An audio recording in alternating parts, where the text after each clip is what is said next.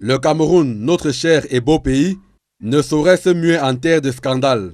Ainsi s'exprimait Laurentine Kouamfeugue, la doyenne d'âge à l'Assemblée nationale, lors de l'ouverture de la session ordinaire de l'année législative en mars 2023. La députée exprimait alors son indignation vis-à-vis de la série de scandales que le Cameroun accumule depuis quelques années. À l'écoute de l'élu de la nation, les scandales les plus significatifs sont entre autres l'affaire du chantier de construction du complexe sportif de Lembe, qui reste à ce jour inachevé. On est parti du projet de réalisation d'un complexe dont la construction à hauteur de 163 milliards de francs CFA avait été au centre des négociations entre le Cameroun et ses partenaires financiers à un seul stade.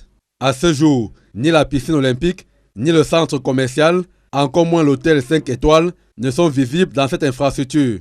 Au contraire, le chantier a été abandonné.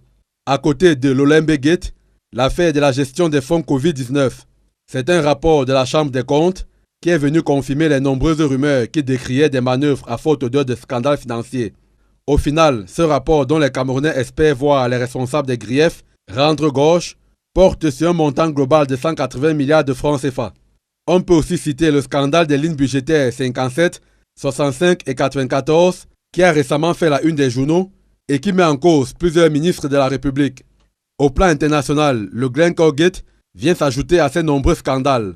Glencore, qui a reconnu en 2022 avoir soudoyé pendant plus de 10 ans des fonctionnaires afin d'éviter les audits et d'obtenir des contrats dans plusieurs pays du continent. Au Cameroun, les pots de vin avoués par Glencore s'élèvent à plus de 7 milliards de francs CFA versés entre 2011 et 2018.